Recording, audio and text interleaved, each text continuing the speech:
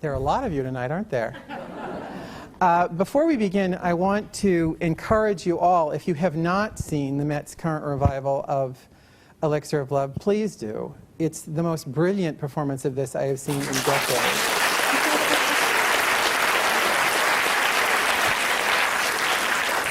If you're not able to get to the Opera House, the 21st performance is on Sirius and being streamed through the Met website, but there are 4 performances left. And even if you have seen it, please go again, because this team is not likely to be repeated. So, could we start by talking about Elixir of Love and the fact that the two of you have worked together quite a few times, obviously, but this performance seems to have a very special chemistry with everybody on stage. Did you work this out in rehearsal for yourself with the stage director for this revival, or was this just a product of having known each other so well and admired each other's artistry for so long? Diana? Well, I think it's a mixture of everything. We have really a great team of real stage animals who are really sure in their technique in singing as well as in acting, and really are deeply inside. They incarnate really the characters. And well, you just need to look into each other's eyes, and things happen, things change, but everybody has a good timing for comic, which is very important for an opera like Elixir d'Amore. And well, we like playing with each other, and we know each other. We're fighting for the drama and for the music, so it's the best possible connection, I think. Juan Diego, how about you? Yes, I mean, we know, we're friends, we know each other so well, also with Marius, and also with Corbelli. I've worked so much with him. But we are also, apart from what she said, we are also, you know, we love the music, and we have even opened some cuts. You know, we have some cuts, and it was, well, the opera is very cut, really. So we fought to open some music, because we thought in certain moments, in our duet, for example, the music was not telling the story because it was mutilated in a way. So we opened it. In the past, of course, the operas, the bel canto operas, especially the funny ones, were very much cut. And that's a pity. Now the tendency is to make them complete. And this is what we are doing. I mean, I remember we were doing Linda de Chamonix in Barcelona, and the conductor came with many cuts. And in the end, we did the complete opera. We didn't cut anything because we thought that it was, you know, the duets were like that, composed like that for a reason. Yes, so they have a balance. You can't. Yeah. So we got very tired because we sang a lot, especially Diana. But in the end, I think music was the winner. You know. So it's also a music thing. We love music, and that's why we like to sing it. Mm-hmm. What is it like singing Donizetti as compared to Rossini or Bellini? Because you've done all 3 composers on stage and in the recording studio. Either one of you. Because obviously you became first known as a Rossini singer, but you've done the other 2. But Diana, how would you compare the 3 of them? Rossini to Donizetti to Bellini. Well, I think Donizetti has it all. I mean, also the big variety of possibilities as a singer. You have the comic operas, you have the opera seria, it goes till, let's say, Roberto De Vereux, and there's everything for a soprano. There is, well, talking about Linda de Chamonix, for example, there is everything from Elixir d'Amore till Roberto De Vereux is impacted as one opera.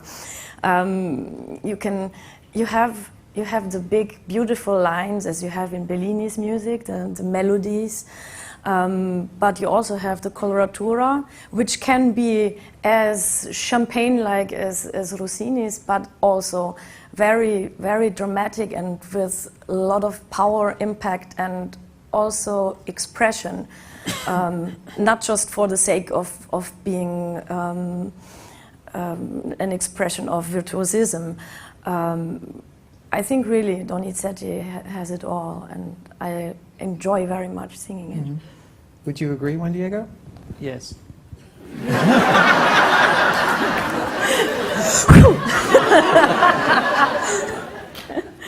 Well, in the soprano has it all in Donizetti, because the soprano sings also coloratura. The tenor, very little in Donizetti. You know, that part of Rossini, the virtuosismo expressed in coloratura, is, you know, is being passed to the soprano. If you see, you know, Lucia, for example, if you hear that, the tenor doesn't sing, it's only the soprano. So for the soprano, Donizetti is great, because, you know, there's a lot of variety. But for the tenor also, I mean, Elixir d'Amore is wonderful. He has a little bit of coloratura, not like the soprano. In the end, you know, your aria is tremendously difficult, because it's central and it has this coloratura in triplets, no? It is very difficult. But I think, of course, Donizetti and Bellini are a product of Rossini. You know, they take from Rossini and they elaborate their own also. And of course, the style was changing. But I think there's a, you know, Bellini and Donizetti are pretty much, we could say, how you sing it, pretty much similar. But musically, I think there's a difference between them. Bellini is always more dreamy, it's always more ethereal. Donizetti is more down to earth. The style is a little bit different also, of course. The melodies are longer and more, as I said, more like, you know, floating and dreamy. And Rossini is virtuosismo puro, no? It's like, okay, now I'm going to do an aria. You listen to it, you know. And it's like, you know, 7 minutes of, you know. So I think I have to say I like the three of them. I have fun with the three of them. I have more roles in Donizetti than in Bellini because of my voice. I sing Puritani, I sing Elixir d'Amore, Linda de Chamonix and others. No, sorry, I was speaking about Bellini. Sorry, in Bellini I sing Sonnambula and Puritani practically. And in Donizetti I have more operas, you know, for my voice. Also because he composed like 100 operas, so it has to be something for me. But in Bellini, you know, some of those operas are very heavy, and some of them even composed for this wonderful tenor Rubini, no? Rubini, who, you know, sometimes we think of him like a light tenor and very high tenor, but he was really, you know, he went very low with the voice, because he went very high with head voice, no? Something that we don't do nowadays. But he was really, you know, a heavy tenor. So some of those roles, like Il Pirata, are low and heavy. So, I mean, boring you with this. No. But I had read someplace in an interview that when you started studying in Peru, you thought about being a pop singer. Is that true? Yes, I was. So what changed your mind? I mean, I or I don't should really say, know. what made you go this route? Who first gave this repertory to you when you were in school? I was, you know, in my house, I never heard opera, never heard classical music. My father was a Peruvian pop singer, and I liked rock. I had a rock band, and I played my guitar, and I composed songs, you know, like ballads, and I would, you know, go to organize my concerts in pubs and invite all my school mates, and I would make them pay, and they would pay, and I would sing, and I would earn some money. I was 14, 15, 16 also. And then in the school I started to study singing, because there was a teacher who was teaching us zarzuelas. And I was one of the singers because I played my guitar and I was singing zarzuelas. And he gave me some lessons. And from there I went to another teacher, and from there I also wanted to study solfege and everything, because I wanted to arrange my own rock songs or ballads or pop music, because I was composing and I wanted to know music. So I went to several academies to learn solfege and harmony. And I was also studying singing, to sing pop, of course, but they would teach me the opera way, in a way. But then, I had to pay all these lessons, and it was, I was not rich. And my mother said, what's going on? And I was owing all these teachers a lot of money. So one of them said to me, why don't you go to the conservatory? It's free. And I said, let's go to the conservatory. So I went to the conservatory, and I started my studies, and I discovered classical music and my singing, and I continued like that.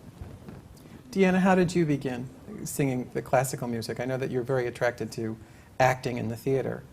Is that what you wanted to be first, or did you always want to be a classical singer? Well, it started also a bit like Juan Diego. The first appearances I had, in school, when the rest of the class would not shut up and be quiet and listen to the teacher, he made me sing. Something from the music, just read the music and sing it right away. It was terrible, but I loved singing and I loved music and acting, yes, but then what comes, you sing in school very often, so your classmates say, we have a rock band, do you want to sing, do you like rock? I say, well, yeah, sure. Well, not, let's try. So I, after having sung Smoke on the Water, I knew it's not for me. And also in that time, when I was 12 years old, I saw on TV the Traviata movie. Mm-hmm. And this one really, that was like all the lights are on, and I remember I watched the whole movie, I cried, and at the end I said it's the most beautiful thing on earth which exists, what people can create and what people can do with their own bodies. I was first blown away by the acting, then the music, and then I thought, wow, they're singing as well. What's this? That's an opera, wow! Because I just I opened the TV and it was Teresa Stratas walking through the Palais in Paris and looking very dramatic and ill and beautiful, and I thought, my God, what is this?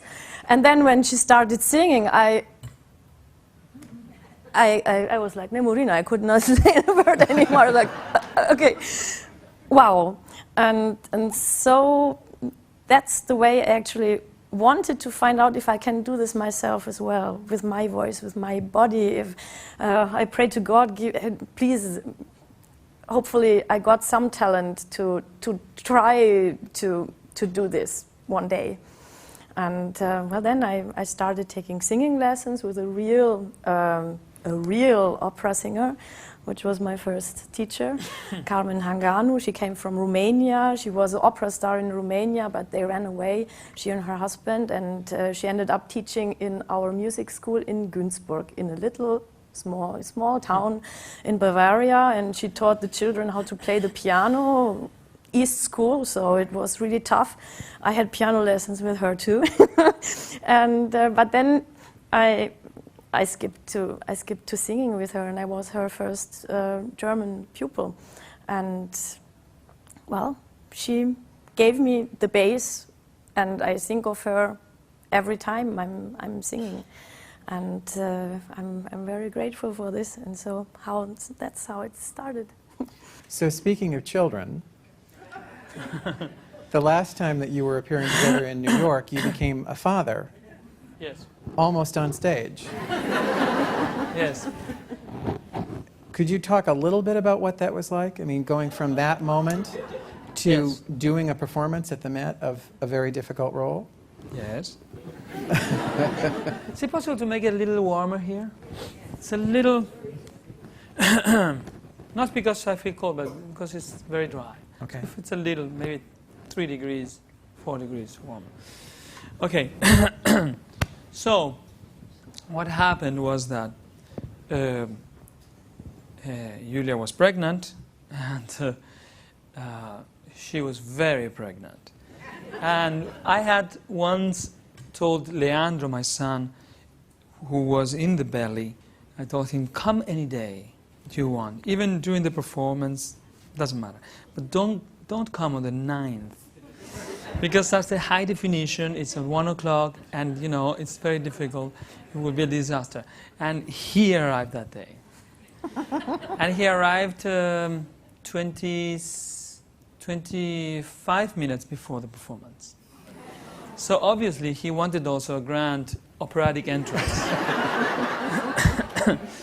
And yes, and he wanted to be in a way famous, and he was, because René Fleming said it to the world before the opera started. And actually my family and my friends, my family in Peru and my friends in Europe, they knew that my son had been born because of the high definition, because they were in the cinema. So my sisters, my family were in Peru in the cinema, and they were like watching the opera, and suddenly they heard this and said, "What?" And the whole cinema, yeah! And it was incredible. So, and I was in the dressing room, and my agent calls me and says, "What? What has happened? What do you mean? Why I don't know anything? I mean, everybody's calling me." I said, "Because nobody knows anything. I mean, I don't know. I didn't even know that she had said it to the world." So, so actually, I arrived 15 minutes before the performance. And because 25 minutes before the performance, of course I didn't sleep anything. I slept 2 hours and a half that night. And it was a home birth. So it was at home. We had a pool that we prepared, you know, an inflatable pool. And Julia was inside the pool. And I got inside the pool also because the head was coming. And I wanted to be there. So I came inside the pool well, it was like 30 minutes before. And we waited, and then actually the baby came, and I took him. I took the baby, you know. I really took him, because the midwives, there were 2 midwives, they did their job, but there's nothing much to do really. Yes, it's true. If everything goes smooth, there's really nothing much to do. So you know, when he was about to be born, she just went like that, and whoop, and I got the baby, and I gave the baby to Julia, and it was beautiful. Then we bonded for like 10 minutes, and I said, "I really need to go now."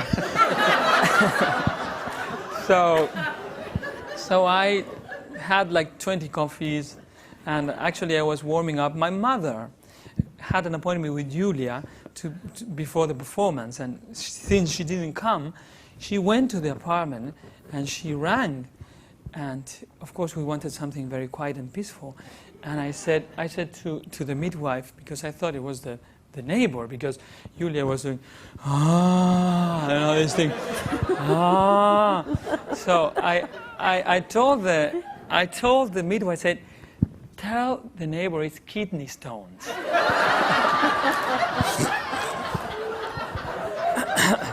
And she went there, and she didn't open the door, and she said, "Everything is okay." It was my mother, we didn't know.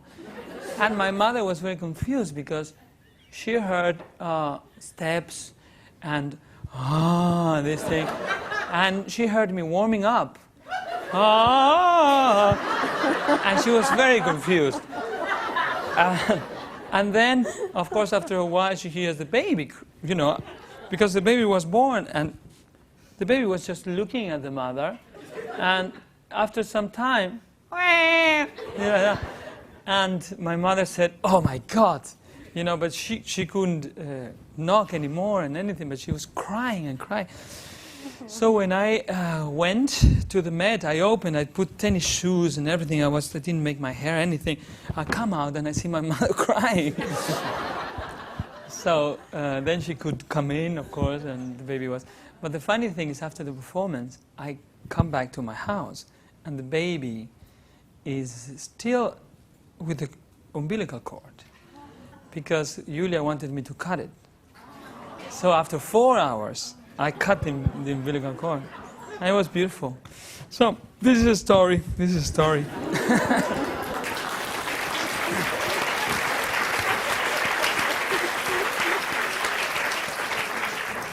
So, Deanna, can you talk a little bit about the pressures of HD? I mean, it's a little bit different than recording, certainly, but does your performance change at all when you know that the cameras are on?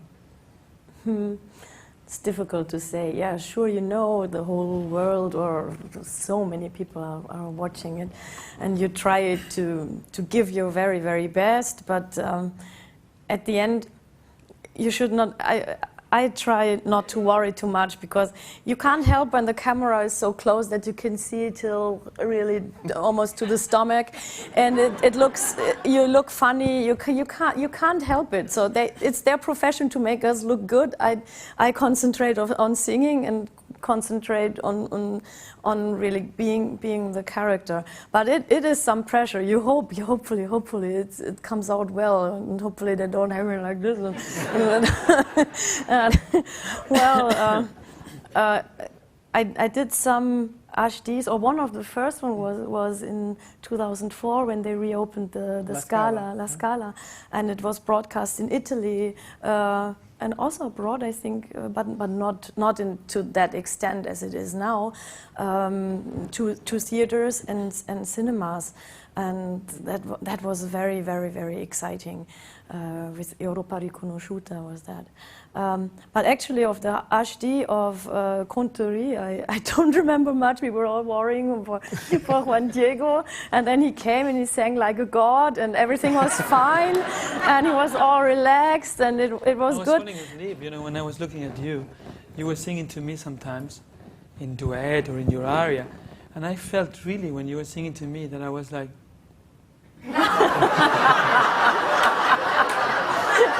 But not because of Diana singing. It was because I was tired, but at the same time I was excited. But that combination is bad. It's like, you must have felt you feel like that, horrible. but then suddenly it's like, and then you know when your line comes, and then you just go, you know. Yeah. But no, but you were. Well, you were much more relaxed than usually, I must say. But it is good. I didn't care, of course. I didn't care. Certainly, I didn't care about the high definition. So, yeah. you know. Me also. I cared, yes, but I also had to run in the breaks, and when I had a costume change, I had my baby. He was 5 months old, and he was hungry. So away the costume, wig, whatever. And now I'm Diana. No, I'm Mama. Come. And then like, are my high notes still there? Okay, let's go and continue. So but it was funny in Contori. The actual story, they tell that it really happened, that these nuns, these nuns in disguise, they entered the castle, and after 9 months there were a lot of more people around. So it was kind of the baby opera, isn't it? We stayed with the theme. Yeah. Well, ladies and gentlemen, thank you all for coming, and thank you, Deanna Damrau and Juan Diego Flórez.